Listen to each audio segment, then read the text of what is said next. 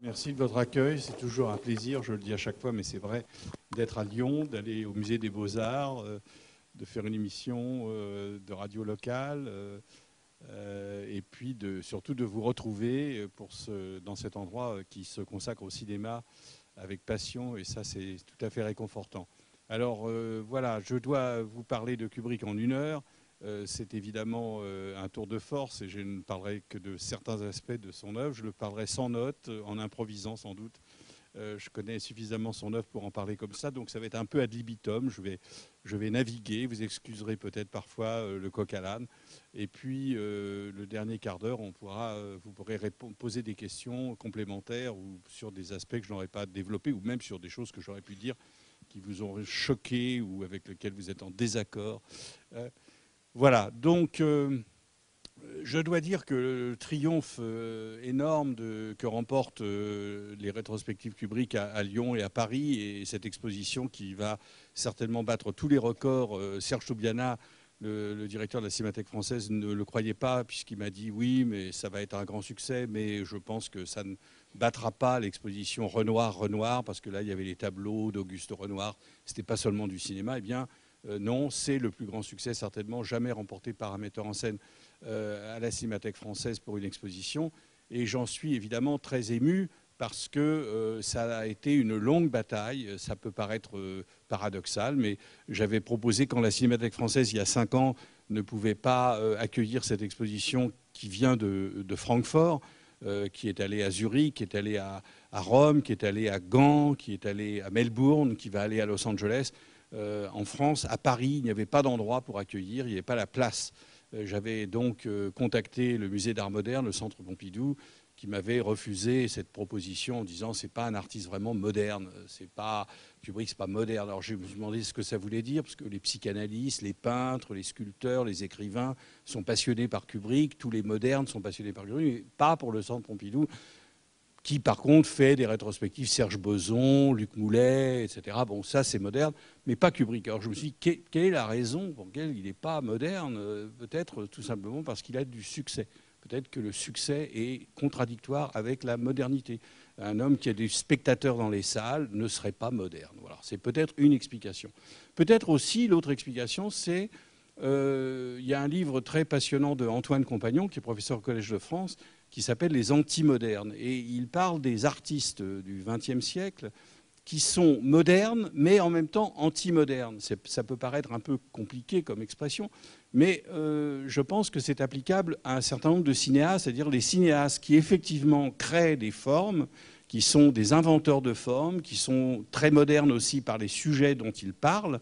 Et ça, je pense que quand on parle de Kubrick, c'est difficile à nier, que c'est un homme qui nous parle du XXe siècle ou du XXIe siècle, qui parle de l'homme dans toutes ses dimensions et du monde et de la société, et qui le parle en termes stylistiques extrêmement élaborés, mais en même temps qui sont conscients du passé, qui regardent dans le rétroviseur, qui parlent qui choisissent des sujets dans des genres spécifiques, mais en même temps en tenant compte de ce qu'il y a eu derrière eux.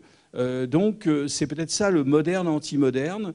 Je pense à des gens comme Polanski, je pense à des gens comme Alain Resnais, qui un peu s'opposeraient à des briseurs absolus de forme, comme Godard, par exemple, qui voudrait détruire la narration, détruire les personnages. Non, ils essayent d'inventer des choses nouvelles, mais à partir d'un acquis. C'est peut-être, au fond, une première façon d'aborder l'œuvre de Kubrick. Son rapport à l'art moderne est d'ailleurs très compliqué, parce qu'en même temps, c'est vrai que c'est un homme qui s'intéressait à toutes les formes de la modernité, à la littérature, à la peinture, mais en même temps, quand on pense à 2 séquences de ses films, on voit qu'il avait une certaine suspicion à l'égard, non pas de l'art contemporain, mais de certaines tendances de l'art contemporain, que tout l'art contemporain n'était pas à accepter en bloc, comme c'est souvent le cas dans les médias aujourd'hui. Je pense à cette séquence de Orange Mécanique où un phallus sculpté trône dans la pièce où vit la femme au chat, et où Alex arrive avec son masque, etc., et commence à bouger le phallus en le faisant bouger un peu. C'est une sculpture mobile. Et elle lui dit « Ne le touchez pas, ne touchez pas, c'est une œuvre d'art très importante ». Voilà. Et évidemment, c'est le comique de Kubrick qui existe toujours dans tous ses films. C'est un auteur qui a beaucoup d'humour. Et puis, je pense à une autre séquence qui est celle de Full Metal Jacket, où il y a cette ouverture du film, qui sont 40 minutes d'éducation des Marines, la préparation au combat, avec ce sergent instructeur joué par Lee Ermey, et qui dit à ce garçon obèse, Pyle, ou Baleine dans la version française, qu'il n'arrête pas d'humilier, et ses camarades aussi l'humilient, et il lui dit « T'es tellement laid que tu pourrais être un chef-d'œuvre de l'art moderne ». Donc on voit que Kubrick a une façon de traiter avec certain humour, un certain détachement, le problème de l'art contemporain. Tout cela, j'enchaîne, parce que quand il dit à ce garçon obèse qu'il l'insulte et que ses camarades l'insultent, la nuit dans le dortoir militaire, on vient le brutaliser avec des coups de pelochon, on le torture, si bien que ce garçon, vous le savez, ceux qui ont vu le film, qu'il finit par se suicider. Enfin, il tue d'abord son sergent recruteur, puis il se fait sauter la cervelle. Je pense qu'il y a chez Kubrick, contrairement à ce qu'on a souvent dit, très longtemps, on a dit Kubrick, c'est un misanthrope, c'est un homme qui n'aime pas l'homme, c'est un cinéma froid.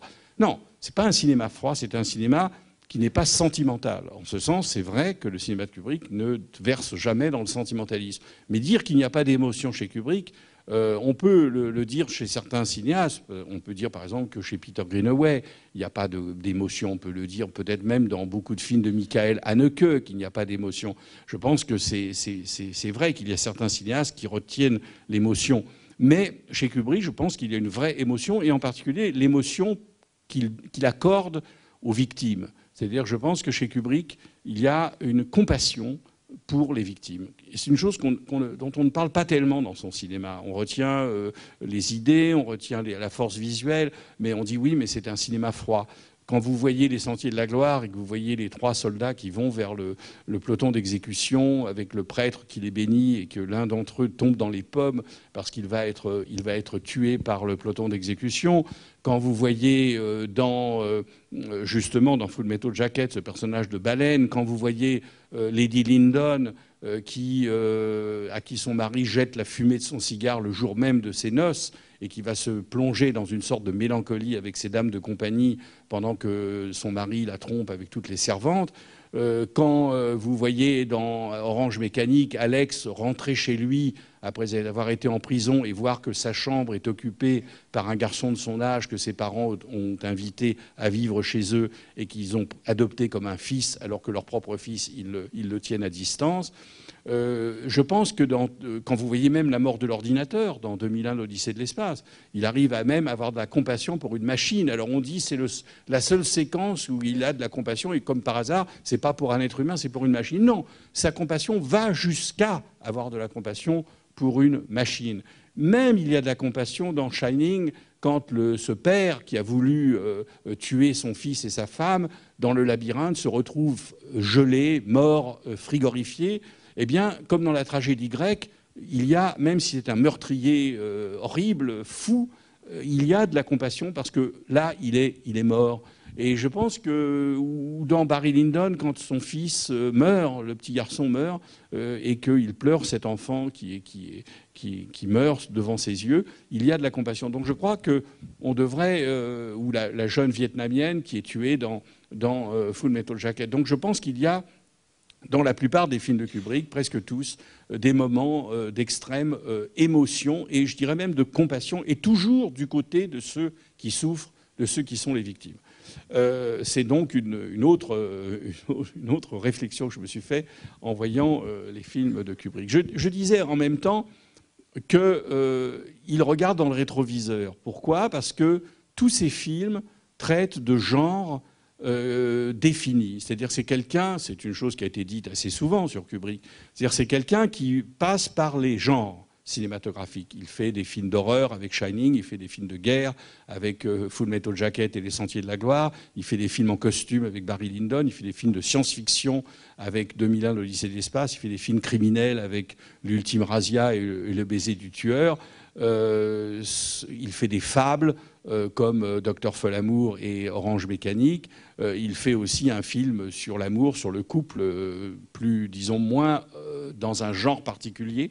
Je pense que Eyes Wide Shut est un peu le genre de Eyes Wide Shut, c'est le grand film d'auteur européen. Il a fait son film européen, comme Max Ophuls ou comme Bergman. Il a fait sa réflexion sur le couple, qui ne s'inscrit pas vraiment dans un genre, sauf le genre du film d'auteur.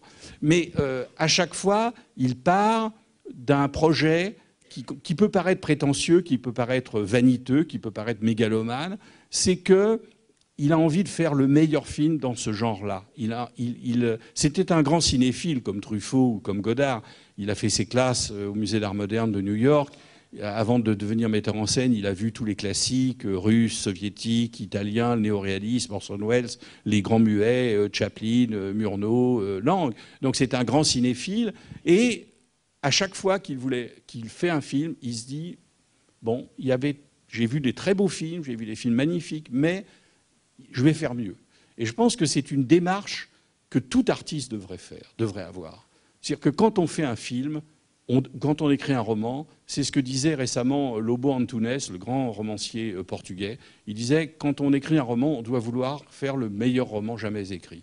Donc, on voit tellement de films chaque semaine, 16 films par semaine, et la plupart du temps, on se dit, mais qu'est-ce qui a poussé les gens à faire ce film? Est-ce qu'ils voulaient vraiment faire quelque chose d'exceptionnel ou simplement avoir une carte professionnelle ou faire un film de plus qui va entrer dans les salles, peut-être un jour aller au Festival de Cannes, monter les marches, etc. Mais est-ce qu'il y avait vraiment une nécessité intérieure, une ambition qui fait qu'on a envie de faire quelque chose que personne n'a fait avant? La plupart du temps, la réponse est négative. Kubrick, il se coltinait avec ça. Il avait envie de faire mieux. Ma première conversation avec lui, c'était au téléphone en 1968. J'avais réussi à ce qu'il m'appelle dans ma chambre d'hôtel à Londres, parce que je n'avais pas à l'époque son numéro direct pour lui téléphoner chez lui.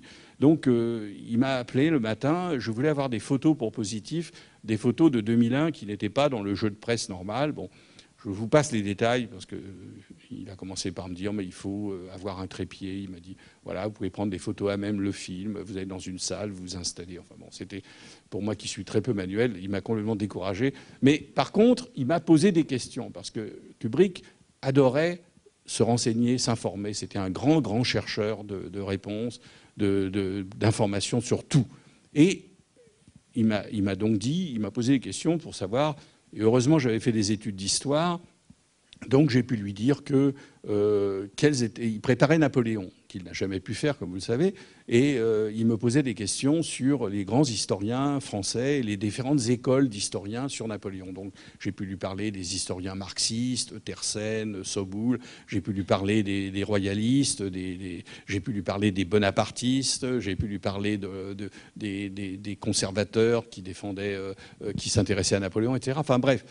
Donc il a commencé à s'intéresser. Et à un moment, j'ai eu j'avais 30 ans, j'étais pas vraiment un jeune homme, j'avais commencé à avoir un peu d'expérience, mais j'ai eu tout de même une sorte de naïveté de jeune homme.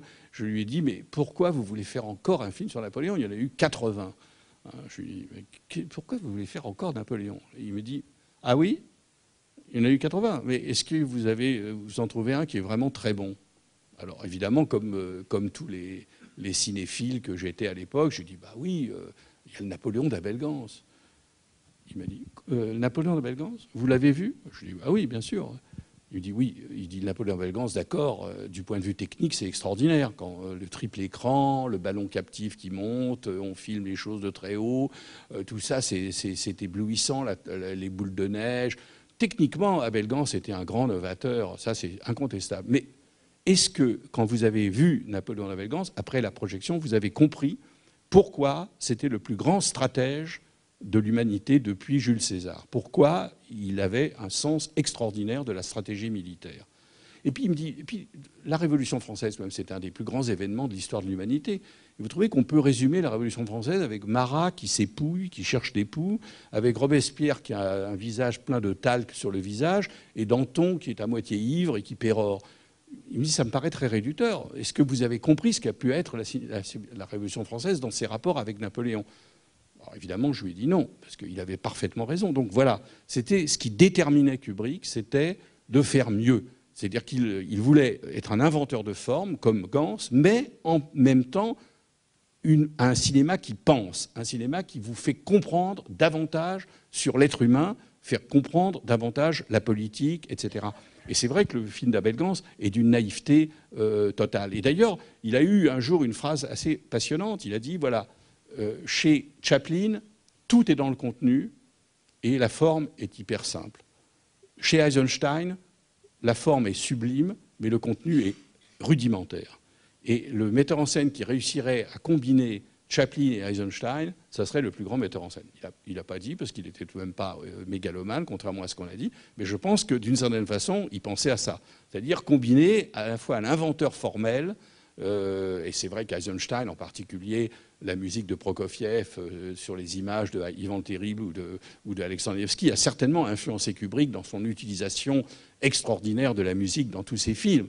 Mais en même temps, effectivement, le manichéisme d'Eisenstein, les méchants teutons, les bons Russes, etc., ça nous amène pas tellement loin dans la compréhension de l'être humain. Donc voilà ce qu'il voulait. Il voulait cela. Et donc je crois que chacun de ces films, c'est une tentative de dépasser, de subvertir les conventions du film de genre, tout en utilisant l'extraordinaire potentiel que représente le cinéma de genre.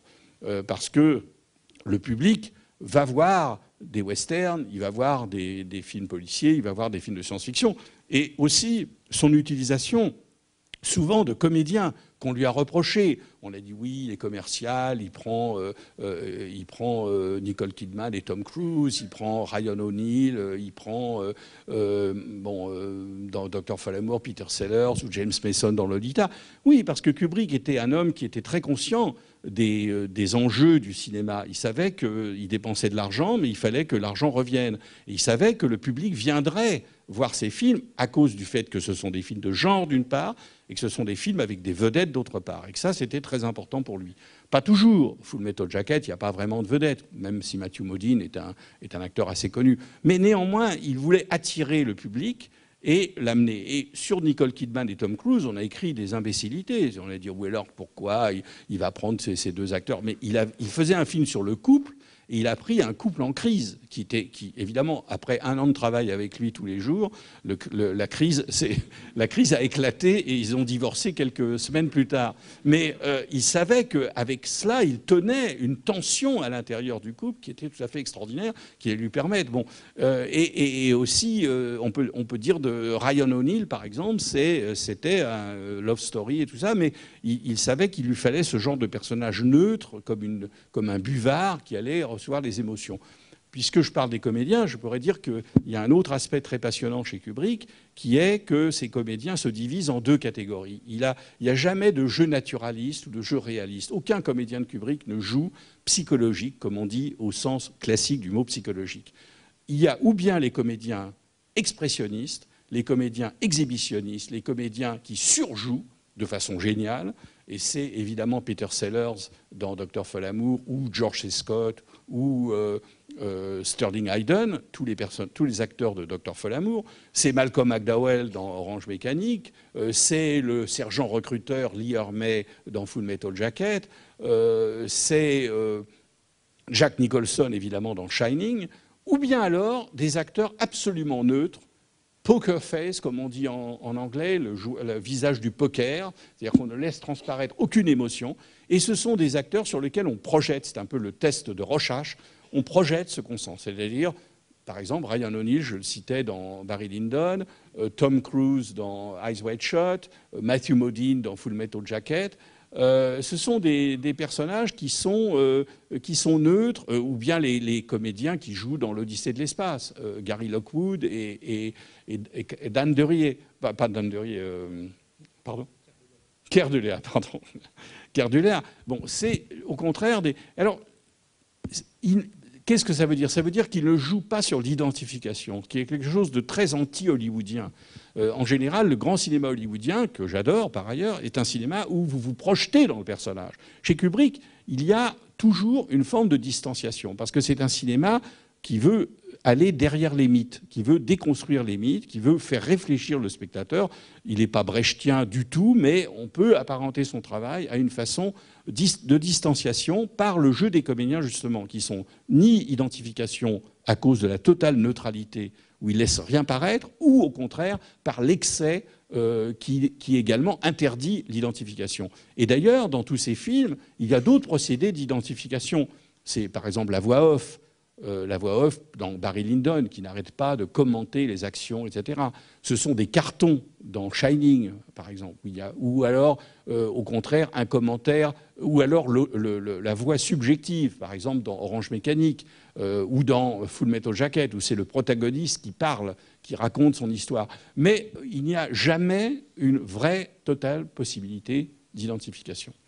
Donc ça, je crois que c'est également un point très important et qui le distingue du tout venant de la production américaine. C'est pour ça d'ailleurs que jamais il n'a eu d'Oscar à Hollywood, par exemple. Il n'a jamais eu d'Oscar. La critique américaine a souvent été très, très, très sévère avec lui, très, très cruelle.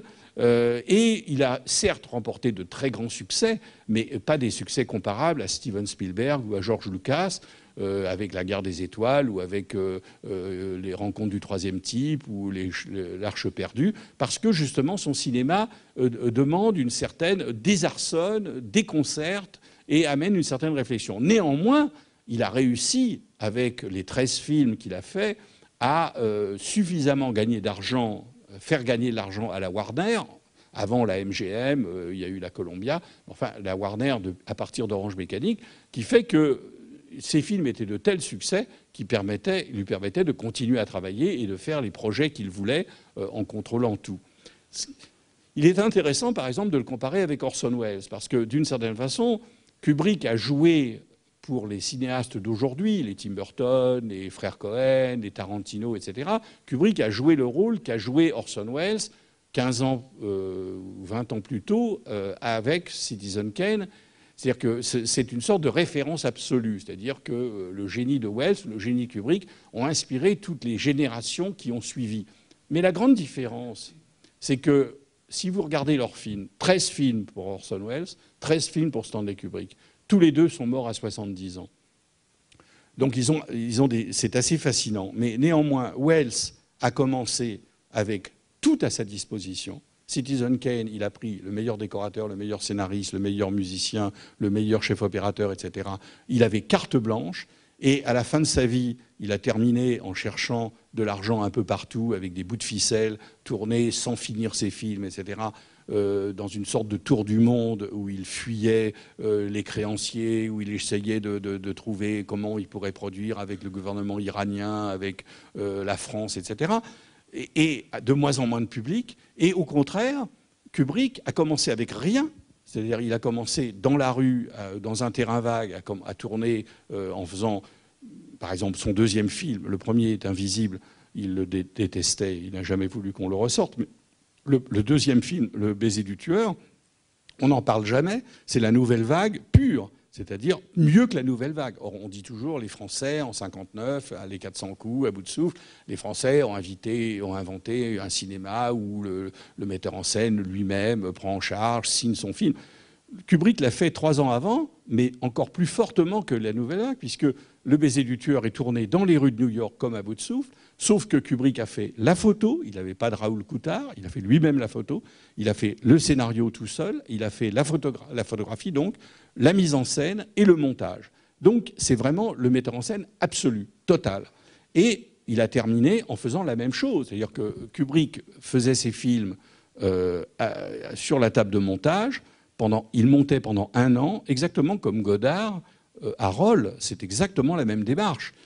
Il faisait évidemment des films de 20 millions de dollars, et Godard fait des films beaucoup moins chers, mais c'était aussi artisanal que Godard quand il travaille. C'est-à-dire il travaille chez lui, dans cette maison où il habitait, où il avait une salle de projection, un atelier de montage, etc. Il faisait lui-même tout le travail il avait bien sûr une assistante monteuse, mais c'était lui en fait qui faisait le montage véritablement. Et donc, il contrôlait tout, mieux qu'aucun cinéaste ne le fait. Il contrôlait les affiches, il contrôlait les salles où allaient être projetés ses films, il contrôlait la publicité, il contrôlait tout, absolument tout, le tirage des copies, le doublage. Il se faisait envoyer les voix pour chaque pays pour choisir l'acteur qui allait faire le doublage. Donc il avait le contrôle absolu de son cinéma comme un metteur en scène indépendant qui ferait son petit film. Sauf que pour cela, il avait tout l'argent dont il pouvait disposer. Et il le faisait, d'ailleurs, il tournait ses films. C'est une chose que Sidney Pollack m'a fait comprendre très bien quand il était acteur sur Eyes Wide Shut et qu'il était lui-même, évidemment, le grand metteur en scène qu'on sait. Il dit, ce qui est frappant chez Kubrick, c'est qu'en fait, il tournait pendant 1 an. Parce que pour lui, ce qui était important, c'était le temps. Le temps est essentiel chez Kubrick, à l'intérieur de ses films et aussi dans sa vie. La pression que le temps exerce sur vous. Et ce qu'il voulait, c'était avoir le temps de s'arrêter 3 jours s'il n'avait pas d'inspiration, de tourner plusieurs fois une scène, de la tourner 99 fois si c'était nécessaire pour obtenir le meilleur de ses acteurs. Mais comment il obtenait cela? Et il obtenait cela, c'est-à-dire que l'argent que Spielberg dépensait pendant 3 mois avec 25 camions, 175 personnes dans son équipe, etc., Kubrick, il tournait avec 30 personnes ou 25 personnes, des équipes très légères, mais tout l'argent était réservé au temps. C'est-à-dire que ça lui permettait de tourner comme Charlie Chaplin quand il tournait ses films à l'époque du muet, où les gens mettaient 6 mois, 8 mois pour tourner un film. Mais ça lui laissait la liberté qui était celle de, justement, que donnait la possibilité. Donc, cet argent, il l'investissait sur la durée, alors que Spielberg dépensait le même argent, mais il ne pouvait tourner que pendant 2 mois ou 2 mois et demi, parce que ça coûtait extrêmement cher à cause de la lourdeur de l'équipement qui accompagnait le tournage. Voilà, donc c'est également un aspect très, très intéressant de sa personnalité. Voilà, alors pourquoi moi, ce qui me satisfait beaucoup dans le... Je regarde l'heure, oh là là, ça passe vite. Ce qui me satisfait beaucoup dans le succès de Kubrick aujourd'hui, c'est que c'est un peu sa revanche, parce que Kubrick a été très longtemps populaire auprès du public, c'est-à-dire le public adorait les films de Kubrick, à chaque fois qu'un film de lui sortait, les gens y allaient. Par contre, la critique était toujours extrêmement divisée. Je ne dis pas qu'il n'a pas été défendu, il y a beaucoup de critiques qui ont défendu Kubrick, mais aucun de ses films n'a fait l'unanimité de la critique. Aucun. Et jusqu'au dernier, jusqu'à Eyes Wide Shut, qui a complètement déconcerté, parce qu'on ne voyait pas. Et pourquoi? Parce que ces films, il a fui la signature. Ce que la critique aime, c'est retrouver dans chaque film, quand on va voir un film de Godard, quand on va voir un film de Bresson, quand on va voir un film de Rohmer, quand on va voir... c'est-à-dire, on est heureux, ou d'Antonioni, on est heureux de retrouver la signature du metteur en scène, comme en peinture, à chaque fois qu'on voit une toile de Soulages, on est réconforté, c'est monochrome noir, donc on peut écrire l'article presque à la limite sans avoir vu la toile. Tandis que chez Kubrick, le critique est obligé de secouer sa paresse, parce qu'il ne peut pas refaire le même texte à chaque fois.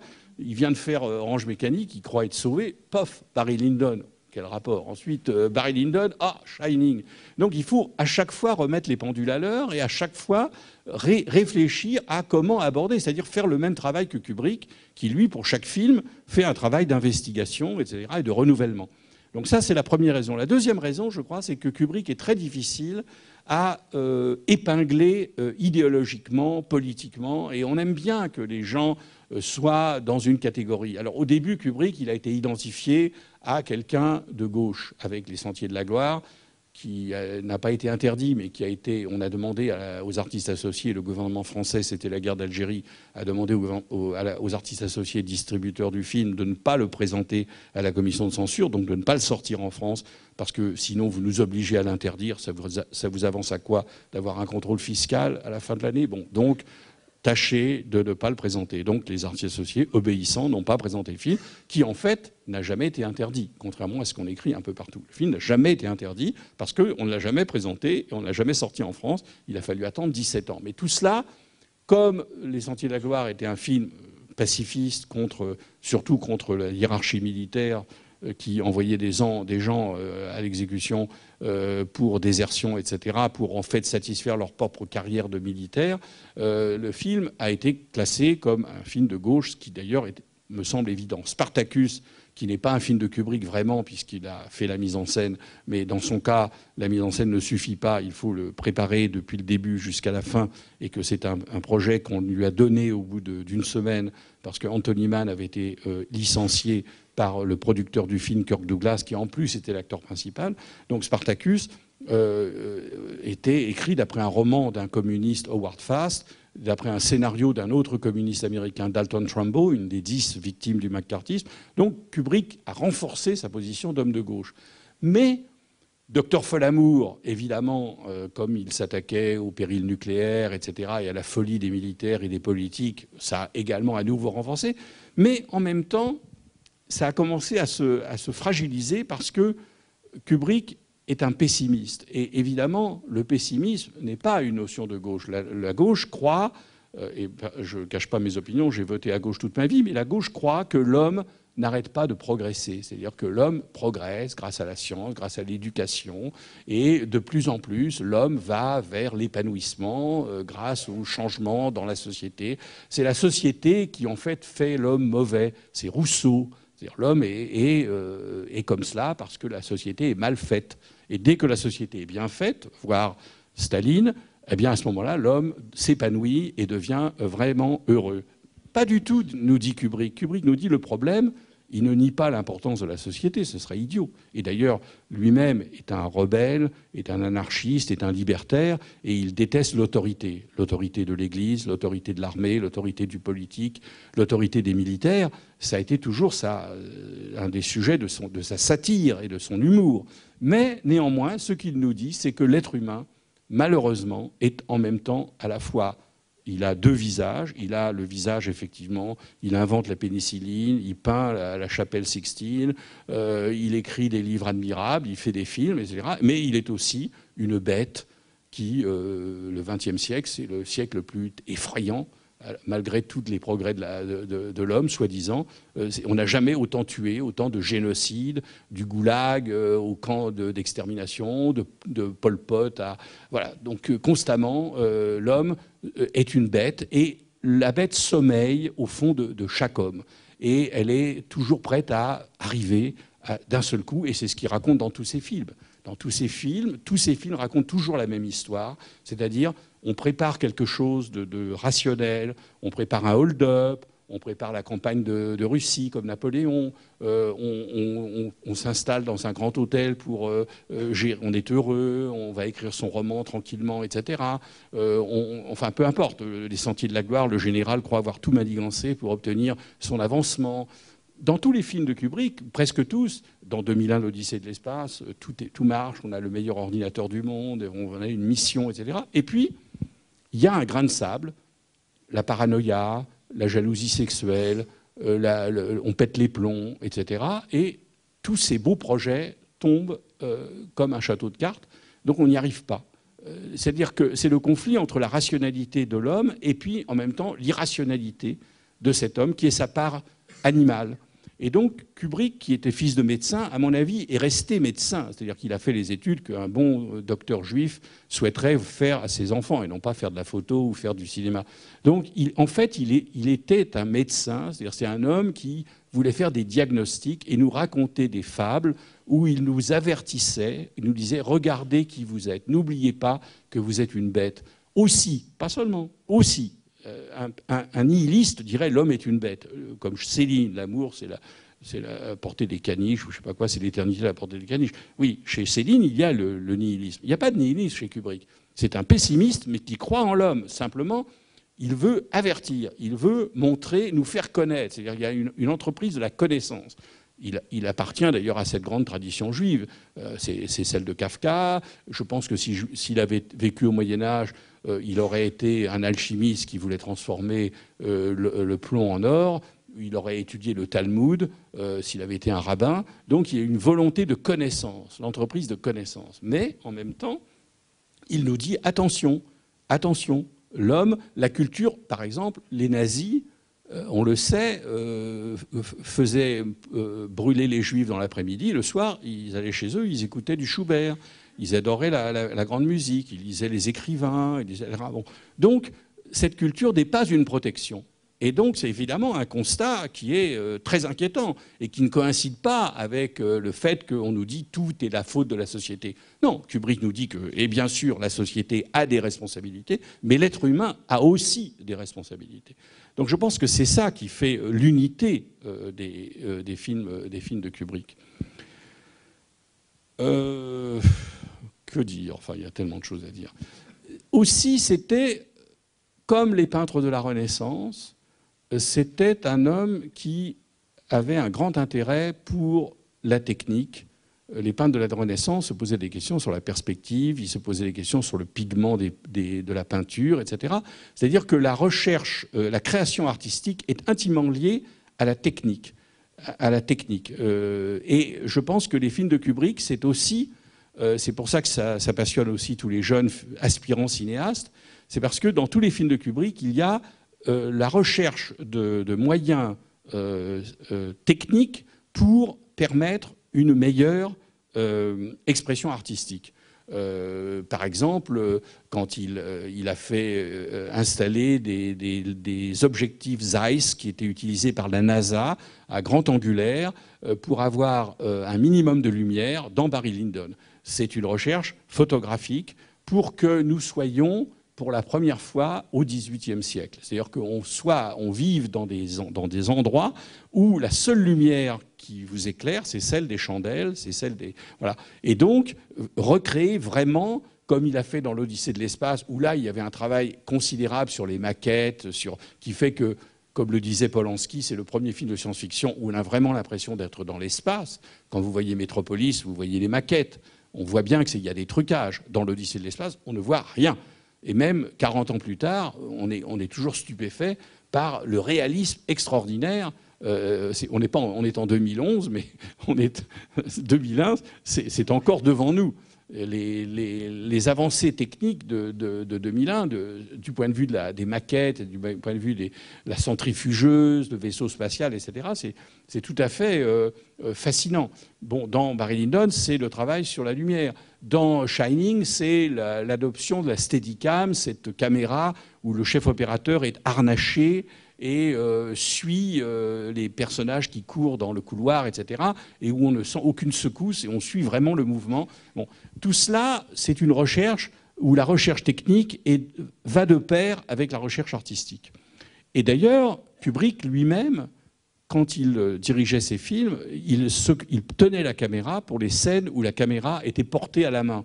Parce qu'il ne pouvait pas donner des instructions précises à son chef opérateur pour obtenir exactement le cadre qu'il voulait. Quand il y a une bataille, par exemple, il tournait à la main lui-même les scènes pour avoir exactement ce qu'il voulait comme angle. Il ne pouvait pas le dire à son chef opérateur. Donc la photo des films de Kubrick, quand il s'agit de caméra portée, sauf la Steadicam, ça c'est trop lourd pour lui, mais la Steadicam elle est très régulière, elle est comme sur des rails. Toutes les autres scènes, c'était lui qui les filmait, les scènes d'Orange Mécanique, bon, ça c'est un autre aspect de son travail, qui fait qu'il y a une sorte de volonté de contrôle dans tout ce qu'il faisait qui était fascinante, mais en même temps c'est pour cela que le contrôle est un sujet de ses films, parce que le sujet de ses films, c'était comment on finit, malgré tout le contrôle qu'on veut exercer, on finit par perdre le contrôle à cause d'une défaillance. Et il disait de façon très drôle, enfin il m'avait dit de façon très drôle, que la bataille de Russie, Napoléon avait perdu son film au niveau de la post-production. Parce que la bataille de Russie, c'était la post-production. Tout le reste, il avait tout réussi, le tournage, la campagne d'Italie, c'était le scénario, le tournage, c'était Iéna, etc. Et puis, la bataille de Russie, c'est au niveau de la post-production parce qu'il a foiré, quoi. Il a fait ce que d'ailleurs la bêtise que Hitler a recommencé, c'est-à-dire il a ouvert un autre front. Il avait l'Espagne d'un côté, la Russie de l'autre, l'Angleterre, et en multipliant les fronts, eh bien, il a été battu en choisissant en plus même dans l'entretien qu'il m'a donné sur. Il parle pour les chevaux où ils n'avaient pas trouvé l'armée napoléonienne n'avait pas trouvé les fers à cheval qui auraient permis d'éviter de glisser sur la glace. Eh bien, par ce petit détail technique, c'était la déroute de l'armée. Tout le monde se cassait la figure, etc. Et ils ont perdu la guerre de Russie. Donc, ce souci qu'il avait pour tout, de tout vérifier, c'était sa propre hantise qui est celle de ses propres personnages. C'est-à-dire qu'il y a un moment où on ne peut pas tout contrôler, c'est à ce moment-là que la catastrophe arrive. J'avais une autre idée dont je voulais vous parler, mais peut-être ça me reviendra peut-être, mais je vous laisse maintenant. Je vois qu'on me fait des signes, mais non, c'est pas fini. Alors maintenant, il reste une quinzaine de minutes pour des questions. Et puis peut-être que je réfléchirai à... Oui. Bonsoir. On va voir Lolita. Est-ce que vous pouvez nous parler du double chez Nabokov et chez Kubrick, s'il vous plaît? Écoutez, non, je vais présenter Lolita tout à l'heure, et je ne connais pas assez l'œuvre de Nabokov pour parler du double, mais c'est vrai que le double est une chose qui est présente chez Kubrick, en tout cas. Je ne le connais pas assez dans l'œuvre de Nabokov, mais c'est vrai qu'il y a le double de Jungien, c'est-à-dire The Shadow, l'ombre, chez Jung, qui est celle du personnage de Full Metal Jacket, de Matthew Modine, qui porte sur son casque à la fois Born to Kill, né pour tuer, et en même temps il porte l'insigne des pacifiques, de la paix, de love, des hippies de l'époque. Donc ça, c'est le double. Dès son premier film, Fear and Desire, il y avait le thème du double. C'était 4 soldats qui rencontraient 4 autres soldats de l'armée ennemie qui étaient joués par les mêmes comédiens, donc ils rencontraient leur double. Même dans Orange Mécanique, on peut dire que Mr. Alexander, l'écrivain, il s'appelle Alex Ander, et la sonnerie de sa porte, c'est la musique de Beethoven. Et il a même lui-même un visage, Patrick Magee, qui ressemble au visage de Beethoven, qui est évidemment l'idole de Alex. Bon, on pourrait voir ça dans d'autres films. C'est certain que c'est une chose qui est très importante. Mais je parlerai tout à l'heure de Lolita, si vous voulez bien, mais pas malheureusement sur le thème du double chez Nabokov, qui dépasse mes compétences.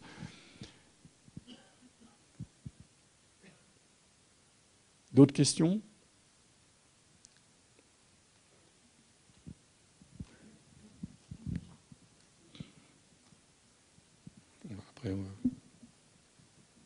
Après, on vous le donne le micro, là. C'est parce qu'il y a quelqu'un qui a demandé.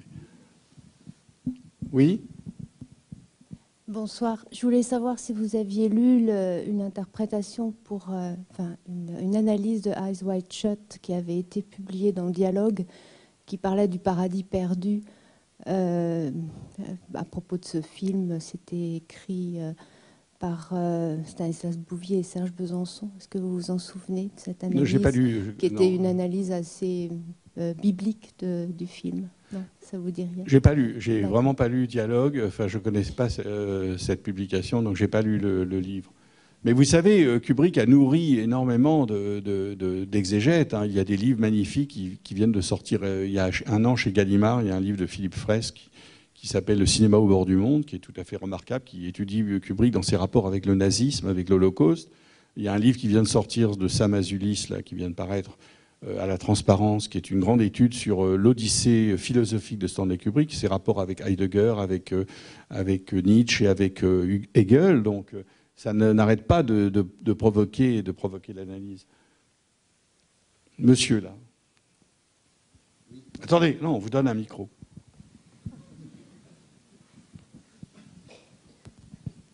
Oui, moi, en fait, j'étais très déçu par Eyes Wide Shut, parce que quand on voit son œuvre avant, je m'attendais à quelque chose. La première séquence d'Eyes Wide Shut montre justement que ça va être une analyse du couple. Et après, moi, je trouve que c'est une suite de clichés sur les putes, Enfin, c'est une suite de clichés, de trucs tendance. Ça m'a beaucoup déçu. Alors que Orange Mécanique, on voit bien que c'est une étude de la violence sous toutes ses formes, aussi bien l'oppression que la violence individuelle. Barry Lyndon, c'est le parcours d'un arriviste. Et Wide Shut, je n'arrive pas à voir où il a voulu arriver. Au départ, il y a la scène d'entrée où, comment ça s'appelle, Nicole Kidman pose des questions à son mari sur la fidélité. Je me dis, tiens, c'est bien, il va explorer ça. Puis non. Je trouve que la suite, c'est un tas de clichés, quoi, en fait. Enfin, Eyes Wide Shut, c'est un film d'abord sur effectivement un homme qui est pris. Alors là encore, c'est l'intrusion de la passion dans ce couple qui est complètement équilibré, qui a l'air. Il est un médecin huppé de la 5e avenue. Ils ont une enfant. C'est un couple qui a l'air de très bien fonctionner. Et ce couple se désintègre encore une fois. Pourquoi? Parce que elle a été irritée par la façon dont il a dragué deux mannequins dans une soirée où Sidney Pollack est celui qui les reçoit. Et elle commence à irriter par sa suffisance masculine, parce qu'il faut dire que c'est un film quand même très féministe. Eyes Wide Shut, hein. La femme a une intelligence, d'ailleurs qui devait se reproduire dans le couple Kidman-Cruise. La femme a une intelligence très supérieure à l'homme. Et donc, elle est désarçonnée par sa vanité de petit enfant, de petit coq. Voilà. Et elle décide de lui raconter cet été où elle avait été tentée de le tromper. Et voilà cet homme qui part dans une sorte de course à travers la ville, la nuit, où il va essayer de la tromper. Il n'arrive jamais à la tromper. À chaque fois, la tentative de séduction, ou que ce soit avec la fille du juge qui est mort, que ce soit avec la jeune étudiante qui se prostitue, etc. Bon, donc c'est un sujet absolument magnifique. C'est un sujet sur vraiment, effectivement, l'irrationnel qui s'introduit le couple. Et la construction, ça j'en ai pas parlé, mais il y a mille choses à dire sur Kubrick. Mais la construction de Eyes Wide Shut est la même construction que Barry Lyndon et la même construction que Orange Mécanique. C'est-à-dire que vous avez deux parties qui se referment l'une sur l'autre. C'est-à-dire que vous avez, dans la première partie, une série d'épisodes. C'est le cas de Barry Lyndon. C'est le cas de Orange Mécanique. Et la deuxième partie d'Orange Mécanique, tous les personnages qu'il a rencontrés dans la première partie, il va les rencontrer dans la deuxième partie, mais cette fois, ceux qu'il a fait souffrir, c'est eux qui vont le faire souffrir. Dans Barry Lyndon, c'est pas tout à fait la même chose. Il ne rencontre pas les mêmes personnages, mais vous avez l'ascension et la chute en deux parties. Dans Eyes Wide Shut, c'est la même chose. Tout ce qui était au début, dans la première partie, rencontres, etc., qui peuvent paraître anodines, etc., deviennent imprégnés par la mort dans la deuxième partie. C'est-à-dire qu'il revient... Par exemple, la prostituée, la jeune étudiante prostituée, elle a le sida, etc., etc. Donc, je ne vois pas tellement où sont les clichés. Je pense que c'est une construction, outre le côté fantastique, le personnage, par exemple, du type qui prostitue sa fille à des touristes japonais, etc. Ce ne sont pas tellement des clichés, c'est même... Mais je pense que ça a été desservi aussi par le fait que peu de temps avant, il y avait Polanski qui avait sorti un film où il y avait, par exemple, les mêmes scènes de comment on appelle ça, de secte, enfin de trucs du diable. Est-ce que vous avez revu, monsieur Eyes Wide Shut? Avez-vous revu le film? Oh oui, je l'ai revu il n'y a pas très longtemps. Et vous avez continué à être déçu. Parce que ça se passe souvent avec Kubrick, c'est que quand on voit ses films, on est désorienté, on les revoit 10 ans plus tard, et on dit... Full Metal Jacket, par exemple, c'est un film qui a été beaucoup critiqué. On disait, oui, c'est pas Coppola, etc. En fait, quand on revoit Full Metal Jacket, on se rend compte que c'est un film sur la guerre où il n'y a aucun romantisme.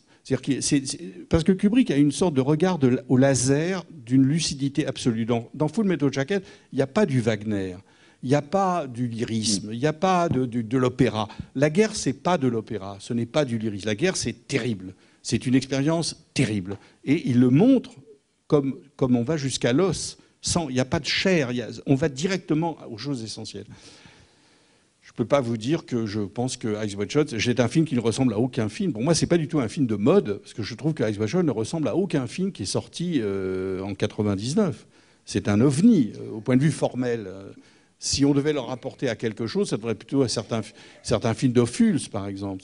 Peut-être plus à Madame 2 ou à des films comme ça, mais sur un autre registre. Mais... disons que moi, dans mon esprit, je pensais qu'il allait faire dans la relation amoureuse ce qu'il a fait, par exemple, avec la violence, c'est-à-dire une analyse de l'art. Mais il n'y a pas de relation amoureuse. Je vous ai répondu, vous avez donné vos arguments, mais là, on peut pas continuer parce que ça va être un... Oui. Bonjour. En fait, j'aurais vu que vous êtes un des rares quand même à l'avoir interviewé. Est-ce que vous pourriez nous décrire un peu comment il était avec vous lors des interviews? Comment, Oui, écoutez, comment il le vous posait des problème... questions? Oui, non, mais c'est une question effectivement qui est pertinente. Le problème de Kubrick, c'est qu'il y a eu tout un mythe autour de lui, une sorte de monstre, de mégalomane, au fond, disons-le, de timbré. Voilà. C'est un peu l'image que Kubrick avait. Pourquoi ? Parce que dans notre époque de médiatisation à outrance, un homme qui refuse de passer à la télévision, de monter les marches à Cannes, ses films n'allaient pas dans les grands festivals, il ne se dérangeait jamais, il ne participait à aucun talk show, il donnait pratiquement très peu d'entretiens, il en donnait 4 ou 5 dans le monde entier pour chaque film. Cet homme est timbré, je veux dire, ce que tout le monde rêve de faire, il n'en veut pas. Donc c'est lui qui est anormal, alors qu'en fait c'était le seul parmi nous qui était normal. C'est-à-dire que lui, il voulait consacrer son temps à ses enfants, il faisait des puzzles avec eux, il leur lisait des histoires, etc. Il regardait les matchs de football américain, il se faisait envoyer, à l'époque, il n'y avait pas un satellite, il se faisait envoyer des reportages, des enregistrements de matchs. Il lisait énormément parce que c'était un autodidacte. Et l'autodidacte explique beaucoup de choses chez lui. À 17 ans, à 16 ans, il a commencé à gagner sa vie. Il n'a jamais fait d'études universitaires. Donc, sa vie était ses universités. C'est-à-dire qu'il passait son temps à se renseigner, à s'informer. Il adorait le travail préparatoire. Il ne savait rien sur le XVIIIe siècle et au bout de 2 ans, il était un des plus grands spécialistes au monde du XVIIIe siècle. Il ne connaissait rien sur la conquête de l'espace, il consultait la NASA, il invitait des gens à sa table. C'est un homme qui avait une vie sociale, mais simplement, il ne participait pas à des jurys, il ne faisait pas la vie que moi je mène et que des centaines de gens mènent. Mais ce n'est pas pour cette raison qu'on doit considérer qu'il est fou furieux. Il travaillait, il recevait à sa table Polanski ou Spielberg, un prix Nobel de littérature, un prix Nobel d'économie, un général ou un type de la CIA, un général, un peintre, etc. C'est-à-dire qu'il était extrêmement sociable, mais dans un cercle très restreint. Et donc il passait sa vie, en fait, avec sa femme, qui était peintre, qui est toujours peintre d'ailleurs, qui faisait des tableaux très ensoleillés, de fleurs, etc., qui contrastaient avec ses propres films, qui étaient nourris de fantasmes, de meurtres, etc. Mais voilà, il avait une existence. Il vivait en Angleterre, à 80 km de Londres, dans une vaste manoir, où il y avait 6 chats, 7 chiens. Voilà, il aimait beaucoup les animaux. Vous voyez, mais c'était tellement simple que les gens ne pouvaient pas l'admettre. C'est-à-dire qu'il fallait absolument construire ce mythe, je vous dis, de l'ogre. C'était Shining, c'était Nicholson dans Shining. Alors que le personnage de Shining fasse partie des fantasmes qu'il a pu avoir, qu'il ait projeté dans Shining sa propre situation, vivant dans un manoir, vivant dans un hôtel et ne pouvant pas créer, frappé de stérilité, ça c'est très possible. Et ça c'est le problème de l'artiste. Mais l'homme était, et quand je le rencontrais, je vous assure qu'il avait moins de prétentions que beaucoup de de débutants de cinéma en France, hein, qui n'ont fait qu'un film. Il était extrêmement modeste, il répondait aux questions avec beaucoup d'attention, il était tout à fait poli, tout à fait serviable, il espérait que l'entretien s'était bien passé, que vous avez fait les choses. Ce qu'il voulait, c'était corriger tout ce qu'il avait dit, il vous demandait de lui renvoyer les textes. Mais il avait été tellement trahi par des journalistes qui lui faisaient dire des choses qu'il n'avait jamais dites, qu'il se méfiait beaucoup de la presse. Il se méfiait énormément de la presse. Il ne voulait pas donner d'entretien parce qu'il pensait que ça allait être travesti ou camouflé, etc. Mais moi, j'ai le souvenir d'un homme plutôt doux. D'ailleurs, les émissions sont passées sur France Culture, 2h30 d'émission. Et quand on entend sa voix, c'est une voix douce, une voix grave, une voix profonde, une voix très sérieuse. Un peu comme Woody Allen, d'ailleurs. Woody Allen n'est pas tellement différent de Kubrick. Du bon élève, d'une certaine façon. Le bon élève, le type qui travaille, qui prépare ses choses, qui ne parle pas pour ne rien dire.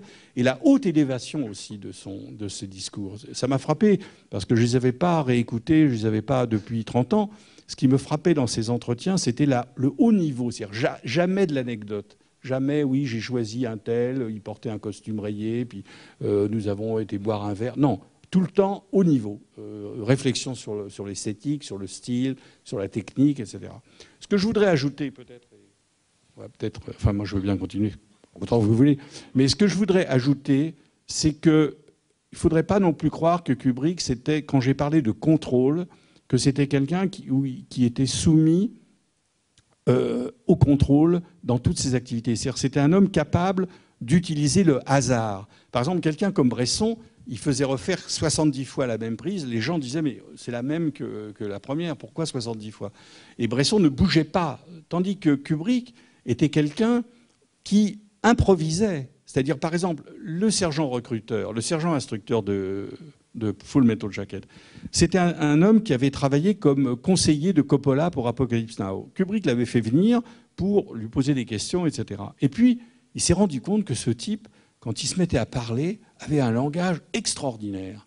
Et donc, il lui a dit, bon, voilà, tu vas jouer ce personnage. Je ne vais pas prendre un acteur professionnel, c'est toi qui vas le jouer. Donc, il a eu l'idée de prendre ce sergent instructeur, qui est absolument génial, et qui s'est contenté de reprendre des insultes qu'il utilisait quand il était sergent instructeur.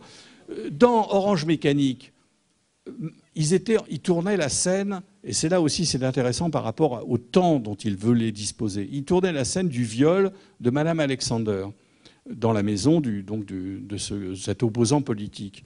Et puis ils n'arrivaient pas à trouver quelque chose d'intéressant. Ils ne savaient pas où mettre la caméra de façon satisfaisante. Ils trouvaient que filmer un viol, ça n'a aucun intérêt. On ne va pas refaire un viol de plus. Et il a dit à Malcolm McDowell, après 2 jours où ils sont restés sans rien tourner pendant 2 jours dans le décor, où ils ont essayé des choses mais ça ne marchait pas, il a dit à Malcolm McDowell, t'as pas une idée, est-ce que tu pourrais pas me siffloter quelque chose? Et Malcolm McDowell dit, bah, il n'y a qu'une chose que je connais, que je peux siffloter, c'est Chantons sous la pluie. Donc il commence à chanter Chantons sous la pluie. Kubrick dit, bon, d'accord, c'est ça. Le viol, ça se passera avec Chantons sous la pluie. Alors, il dit à la Warner, téléphonez à Metro-Goldwyn-Mayer à Los Angeles, parce qu'avant de tourner de la pellicule, etc., il faut savoir les droits de la musique de Chantons sous la pluie. Donc, dans les 2 heures, ils obtiennent l'autorisation, ils négocient le fric, etc. Ils obtiennent l'autorisation de la Metro-Goldwyn-Mayer d'utiliser la musique de Chantons sous la pluie. Ils reviennent et ils tournent. Voilà. Donc c'est constamment cela. Enfin, il y avait énormément d'improvisation qui se passait. Alors on dit, j'ai lu un article dans l'Observateur, mais hallucinant, il y a encore 3 semaines, 1 mois, de François Forestier, mais hallucinant, en disant il terrorisait ses comédiens. Mais moi j'ai parlé avec tous les comédiens de Kubrick, enfin pas tous, mais Marisa Berenson m'a dit j'ai passé 1 an avec lui, il n'a jamais élevé la voix. Donc on continue, même dans les journaux les plus sérieux français, on continue à écrire des insanités. Je veux dire, des insanités. Il avait des mous de jeune fille, il ne riait jamais. Il riait tout le temps, Kubrick. Il n'y a qu'à voir les photos dans mon livre, on le voit au moment de Eyes Wide Shut. Il riait. C'était un homme qui avait un humour permanent. Moi, je me rappelle quand j'étais déjeuner chez lui, il voulait me faire le déjeuner, ce qui ne me plaisait pas du tout. Je lui ai dit, il va passer du temps dans la cuisine et je perdrai tout ce temps pour faire l'entretien. Et à un moment, je lui ai dit, il est très bon votre poulet à l'ail. Il m'a dit, Marks & Spencer. Voilà. Bon, mais c'était tout le temps comme ça. Il avait un humour absolument permanent, je veux dire, permanent. Donc, et on continue à écrire les mêmes balivernes, on reprend en permanence. Voilà. Et dernière chose, c'est dans sa réflexion sur l'humanité, dans sa réflexion sur l'homme, on peut se poser la question, pourquoi le XVIIIe siècle ? Le XVIIIe siècle, pour lui, était l'époque privilégiée. Vous verrez à la fin de Lolita, au début de Lolita, vous allez voir un tableau du XVIIIe siècle. Le château des Sentiers de la Gloire, c'est un château du XVIIIe siècle.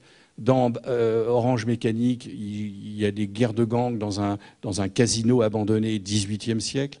La chambre, à la fin de 2001, c'est la chambre de Louis XVI. Pourquoi ? Parce que le XVIIIe siècle, c'est l'apogée de la rationalité, c'est le siècle des Lumières.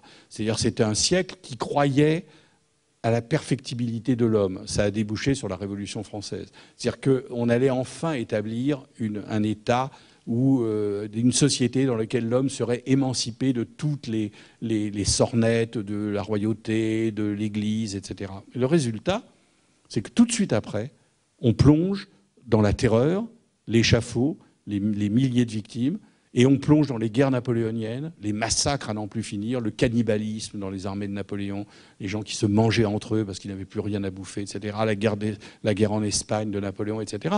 C'est-à-dire que ce qui l'intéressait justement dans cette époque, c'était la charnière entre, et le charnier, la charnière avec les charniers, c'est-à-dire le moment où ça bascule, où la société elle-même est à l'image de l'être humain, où elle a ces deux visages dont je vous parlais au début.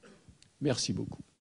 C'est intéressant de voir comment les films changent avec le temps. Pas seulement parce qu'on peut les revoir et réfléchir, des choses qu'on n'avait pas aimées, mais simplement comment l'œuvre ultérieure d'un metteur en scène change la perspective sur ce qu'on avait vu à l'époque. C'est vrai aussi en peinture, on voit Piero della Francesca différemment une fois que le cubisme est arrivé.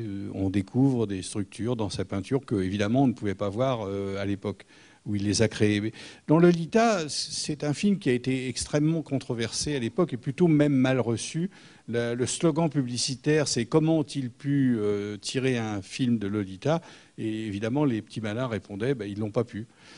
Donc Kubrick lui-même était très ambivalent sur ce film parce qu'il pensait que c'était une trop grande œuvre littéraire et que autant toute sa vie, il a passé sa vie à adapter des œuvres. Il n'a écrit que 2 scénarios originaux, c'est les 2 premiers, et il ne les aimait pas du tout. Donc, sentant qu'il n'avait pas d'imagination véritable, que son imagination ne pouvait se développer qu'à partir d'une base qui était celle d'une autre personne. Mais c'est vrai aussi, je citais Orson Welles, c'est également vrai du cinéma d'Orson Welles, qui, à part Citizen Kane, n'a fait qu'adapter des histoires. C'est pas en adaptant qu'on est moins personnel, c'est pas du tout vrai. Mais dans le cas de Lolita, c'était surtout la grandeur de la réussite littéraire qu'il pense ne pas avoir vraiment réussi à transmettre. Et puis, il y avait un autre problème, c'était l'âge de la protagoniste. Groucho Marx, pas Karl, Groucho, que je pense Kubrick préférait à l'autre.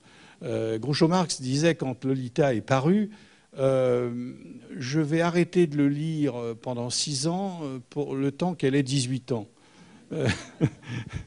Voilà. Et donc, d'une certaine façon, c'était le problème du film. C'est-à-dire, dans le film, elle a effectivement 12 ans.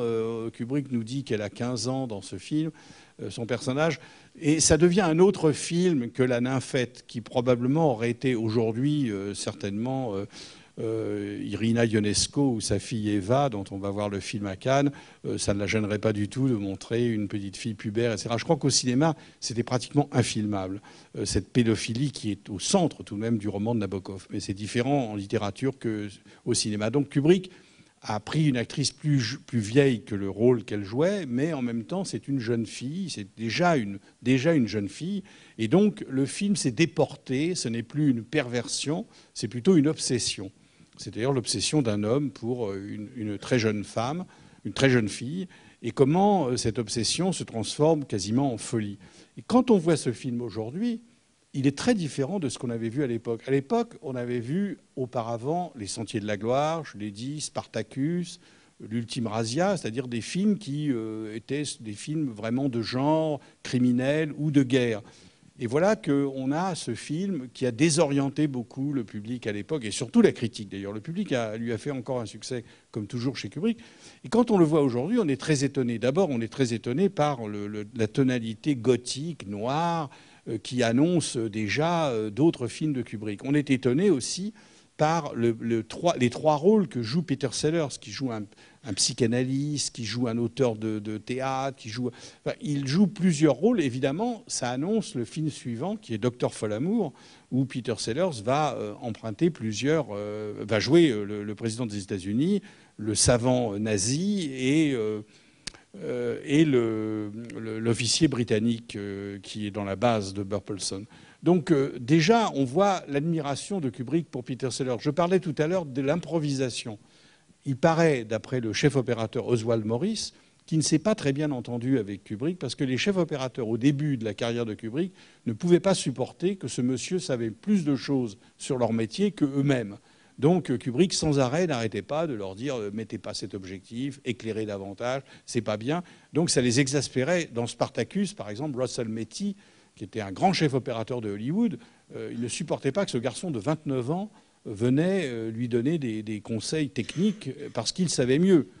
Il savait mieux. Sidney Pollack m'a raconté que sur Eyes Wide Shut, quand il jouait, évidemment, il jouait dans Eyes Wide Shut, il s'arrêtait de tourner pendant un quart d'heure pour aller prendre une pause, boire un verre et revenir sur le plateau.